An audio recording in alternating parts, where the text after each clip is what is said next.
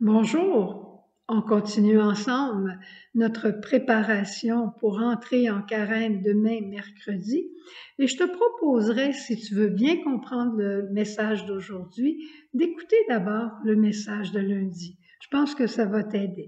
Mais en tout cas, on poursuit notre marche ensemble où hier il a été question de prendre nos croix personnelles, communautaires ou familiales, nos croix ecclésiales et nos croix mondiales pour en faire des richesses pour pouvoir relever notre monde qui est dans un certain déclin. Aujourd'hui, on poursuit, puisque tu as identifié hier tes croix, on poursuit pour regarder comment accueillir ma croix, comment l'assumer et comment l'utiliser. L'accueillir. Accueillir une croix, c'est une véritable purification passive. C'est pas moi qui ai choisi cette douleur-là. C'est une douleur qui est arrivée dans les événements à travers des circonstances qui n'étaient pas dans mon pouvoir à moi. Exemple, j'ai mal à la tête. J'ai pas décidé de me donner mal à la tête. Ça peut être trop de soleil, ça peut être autre chose. Mais j'ai mal à la tête, c'est ma croix aujourd'hui que je porte. Mère Diouville, parce que toute cette histoire a tourné autour de Mère Diouville, de relever notre monde en déclin. Mère Diouville, au moment où elle avait fini, elle avait terminé dans les années 1760 de construire l'hôpital général, de la rénover, de l'agrandir. Elle était déjà construite avant par les frères Charon, mais elle l'a rénovée, elle l'a agrandie, elle a accueilli encore plus de monde. Quand tout était beau puis tout semblait très bien fonctionner, eh bien, un feu est arrivé. Qu'est-ce qu'elle a dit? Elle a accueilli le feu dans les larmes, oui, certainement. Elle l'a accueilli, elle a pleuré, mais elle a chanté le Te Deum. Elle a profondément accueilli cet événement-là en disant « Merci Seigneur pour la croix que tu nous donnes et nous allons rebâtir cet hôpital, même à son âge. » Accueillir, assumer. Assumer, ça veut dire elle est à moi cette croix et je dois composer avec elle. Avec elle, pas avec un ami qu'on veut frapper, qu'on veut détruire, qu'on veut rejeter, mais avec un ami qu'on veut aimer. Ça veut pas dire qu'on devient complice de notre croix, mais non seulement on l'accueille, mais on l'assume parce qu'on sait que cette croix-là va nous unir encore plus au Christ et nous unissant à lui, elle peut devenir source de grande fécondité pour des frères, des milliers, des milliards d'âmes à travers la terre. On va en parler tantôt. Et finalement, utiliser la croix, eh bien, c'est justement ça. C'est utiliser, prendre ces douleurs, ces choses plus pénibles, les mettre dans l'offrande de Jésus sur la croix, sur une patène d'une messe qui se célèbre, lui offrir, mais pas seulement ma croix. Moi, je reprends l'exemple du mal de tête, pas seulement mon mal de tête à moi, mais le mal de tête de tous ceux qui vivraient la même chose que moi dans le monde et qui oublieraient d'en faire une offrande. C'est de l'or ce que nous vivons. Tu te souviens cette histoire que je t'ai racontée un jour?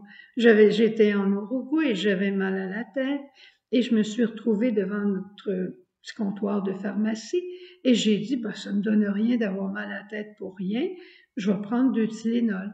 Je n'avais pas un mal de tête, c'était pas un cancer, j'avais juste mal à la tête, probablement du soleil où j'avais trop travaillé, j'en sais rien. Puis là, au même moment où j'ai dit ça donne rien d'avoir mal à la tête pour rien, j'ai entendu dans mon cœur, la croix de la douleur veut être ta sœur, c'est de l'or ce que tu vis. Bienheureux celui à qui Jésus est uni.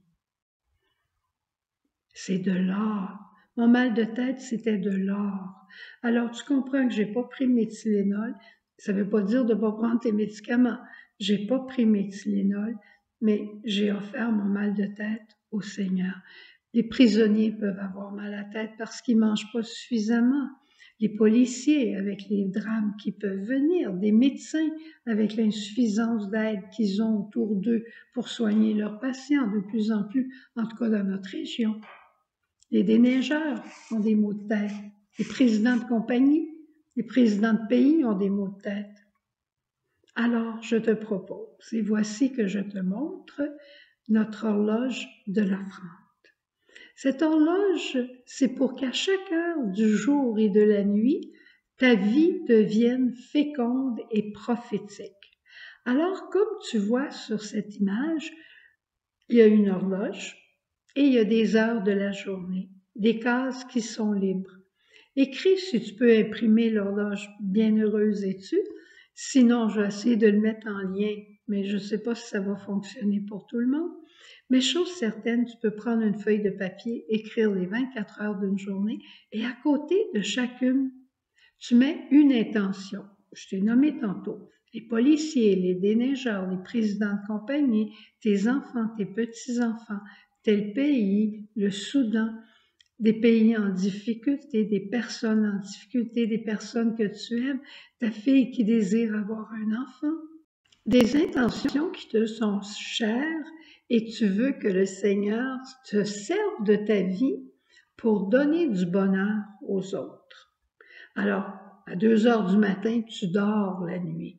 Est-ce que cette heure-là est inutile?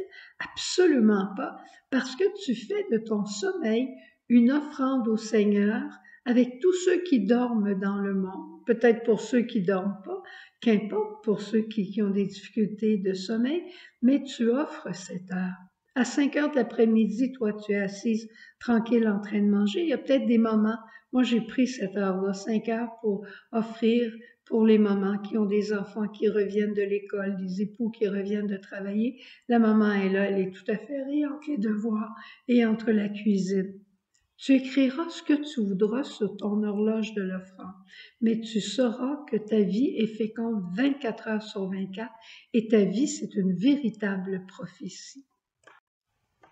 Tout ce que tu fais, le Seigneur s'en sert. Tu sais, quand on fait un feu là, à l'extérieur l'été, on met des vieux papiers, on met des vieilles broussailles, on met du bois de grève, des fois on met une belle bûche d'érable pour qu'il y ait une belle senteur. Tout va brûler, tout va servir pour le feu. Alors nous, ce que l'on vit, tout va servir parce qu'on va mettre tout dans l'offrande de Jésus. C'est beau, c'est extraordinaire. Alors, on se retrouve demain pour la suite de notre histoire. Au revoir, tu as complété ta liste de croix et aujourd'hui tu complètes ton horloge de l'offrande. Au revoir. Jésus.